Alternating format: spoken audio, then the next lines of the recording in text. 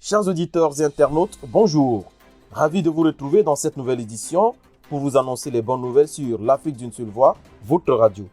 À la une en Tunisie, 1 269 000 hectares pour la production céréalière. Afin de renforcer la production céréalière nationale pour la campagne 2022-2023, les autorités tunisiennes mettent une superficie de 1 269 000 hectares au service de la production céréalière. Les services de l'institution d'émission indiquent que ces superficies comprennent 612 000 hectares de blé dur, 66 000 hectares de blé tendre et 591 000 hectares d'orge et trical.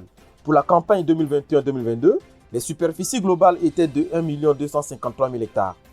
D'après certains membres du syndicat des agriculteurs, avec ces superficies, la production devrait augmenter de 30 à 40% durant la dite saison pour se situer entre 2,1 et 2,2 millions de tonnes.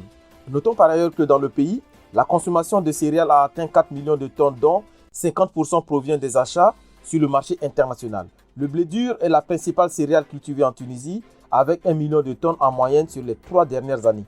Cap en Égypte. Du plastique transformé en matériaux de construction. En Égypte, de jeunes entrepreneurs font face au fléau de la pollution plastique en transformant les déchets en matériaux de construction. Lancé en 2021, Tilgreen vise à recycler 3 à 5 milliards de sacs en plastique d'ici 2025 en les transformant en briques. La start-up a commencé à vendre ses carreaux d'extérieur dont elle a produit quelques 40 000 exemplaires jusqu'à présent. Si elle permet de désengorger les décharges du pays et les eaux du Nil, cette méthode de recyclage permet aussi largement de proposer une alternative au ciment. Avant de les transformer en granulés puis en une boue qui permettra de composer des briques compactes, la start-up récupère des déchets transformés au préalable par l'initiative environnementale Verunil. Née il y a 5 ans grâce à une série d'opérations de nettoyage, cette dernière s'occupe d'acheter des déchets plastiques récoltés par des pêcheurs, de les compresser, puis en fonction de leur qualité, de les envoyer à des usines de recyclage comme Tilgreen ou de les incinérer pour alimenter une cimenterie. Plus grand pollueur plastique du Moyen-Orient et d'Afrique, l'Égypte s'est engagée à réduire de plus de la moitié sa consommation annuelle de plastique à usage unique d'ici à 2030 et a construit plusieurs nouvelles usines de gestion des déchets. Enfin, Diaspora et vous. Jean-Pascal Zadi, candidat à la présidentielle sur Netflix. Un éducateur dénonce l'hypocrisie d'un élu, fait le buzz et se retrouve propulsé candidat à la présidentielle française.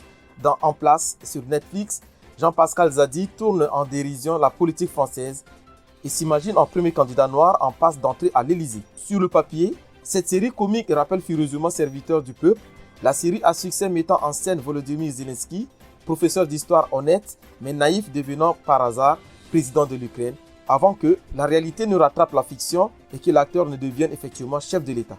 Zadi interprète Stéphane Blé, un éducateur de Bobigny dont le clash avec le maire de gauche et candidat à la présidentielle, Benoît Poilievre. De fil en aiguille, Blé décide de déposer sa candidature lui aussi. Jouant le candidat dans un monde politique dont il n'a aucun code, Jean-Pascal Zadi est chaperonné par une immense grise sans foi ni loi, jouée par Éric Judor. Également au générique, les humoristes Fari et Fadili Camara ou encore Marina Foïs avec un personnage très inspiré de la députée ILV Sandrine Rousseau. Comme Tout simplement noir, qui lui avait valu un César du meilleur espoir masculin. En Place, écrit et réalisé par le cinéaste franco-ivoirien, tourné à Bobigny, Seine-Saint-Denis, est porté par une certaine fraîcheur, souvent à la limite de l'improvisation. Mais la série trouve ses limites avec un humour inégal et ses attaques finalement assez convenues sur un monde politique corrompu et sur la gauche en particulier.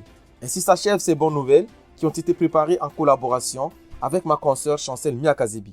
Retrouvez-moi du lundi au vendredi à 6h, 7h, 8h, 9h, ensuite 14h, 15h, 16h et enfin à 18h, 19h et 20h, heure de Paris, sur l'Afrique d'une seule voix, enfin une radio qui informe autrement.